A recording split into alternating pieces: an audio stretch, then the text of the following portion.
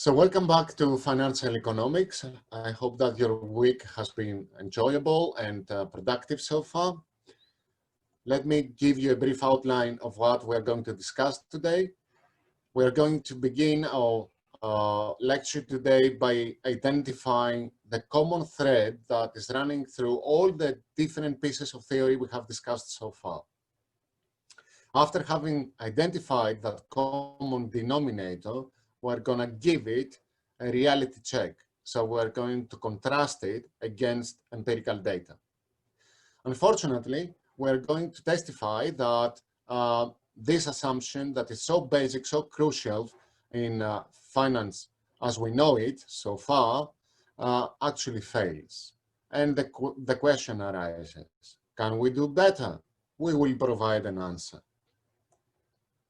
So everything that we have discussed so far, that is the capital asset pricing model, the arbitrage pricing theory, and value at risk, assume that returns are normally distributed. And you might ask yourselves, why such a fixation with a normal distribution? What makes it so special? Well, the answer comes from mathematics and the probability theory. So according to the glorious central limit theorem, one of the most basic theorems in probability, the sum of independent and identically distributed random variables drawn from a distribution characterized by finite variance converges to the normal distribution. So, doesn't matter which the distribution is, as long as the random variables are independent between each other and the distribution they're drawn from has a finite variance. Now, if I was to ask yourselves to consider what are the most prominent characteristics of the financial markets, what your answer would be? I think it wouldn't be much different to this. Overshoot then crash. How big is the overshooting? It can only be estimated after the fact. But that is little consolation to anyone living in the real markets. We can never forecast when the bubble will burst. Prices gyrate from boom to bust, from bust to boom. These words are borrowed from the late Professor Mandelbrot, who, among other things, pioneered in fractals and also provided a solution to the failure of the normality assumption in finance theory. So, what are the empirical facts? The so-called stylized facts. So the distribution of asset returns exhibits, firstly, heavy, or also known as fat tails. This means that the probability of extreme events happening in the financial markets, like events that are far away from the mean, very large fluctuations in the asset prices, are far more probable than the normal distribution would dictate. Also, the distribution describing the financial markets in reality is not symmetric, in clear contrast to the normal distribution. So it possesses skewness. And lastly, another phenomenon that has been very well documented is the so-called clustering of volatility. What is that? That means basically that large fluctuations of asset prices tend to be followed by large fluctuations, and conversely, small fluctuations with small fluctuations. This, in econometric terms, means that the autocorrelation function of the absolute or squared returns, it doesn't matter what, as long as we remove the sign, so we make them positive either by taking the absolute value or we square them, possesses a very, very slow decay. Also, technically, it is described as the data generating process of asset returns possessing long or infinite memory. So let's see the empirical data. Here there is in this figure, we can see the empirically calculated distribution on the basis of a very large sample of 1-minute rates of returns records for S&P 500 between the years 1990 and 1995. So the distribution is pretty accurate given the large sample of the data.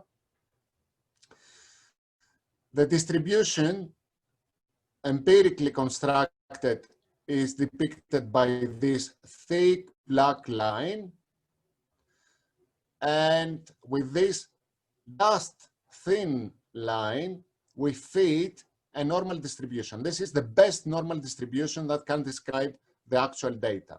Well, actually it does very poorly. In which terms? First of all, the real distribution has a very prominent peak at the center. At the same time, the decay of the tails, so when we move away from the mean, the center of the distribution, decays a lot slower in comparison with a normal distribution.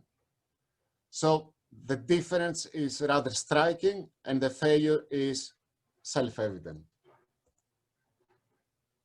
So, is there something to our rescue? Well, why did we choose the normal distribution in the first place? Because of the central limit theorem, right?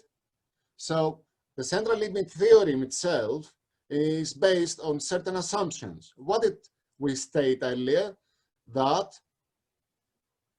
the random variables being added up are mutually independent and or possess finite variance. So if either of these assumptions is contradicted by reality, then the central limit theorem will fail.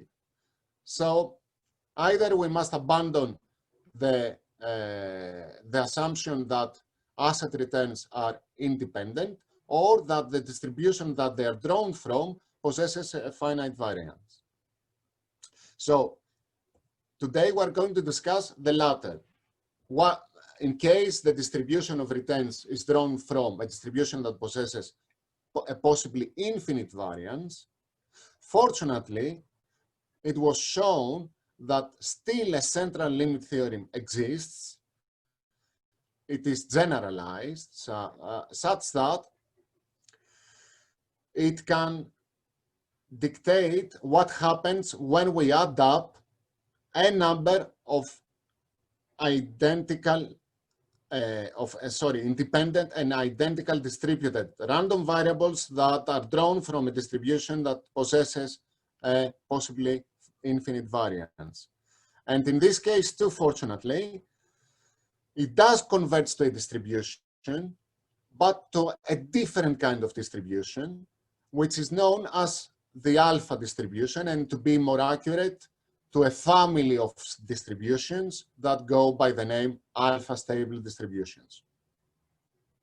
So in equation 1, the equality sign denotes equality in terms of the distribution.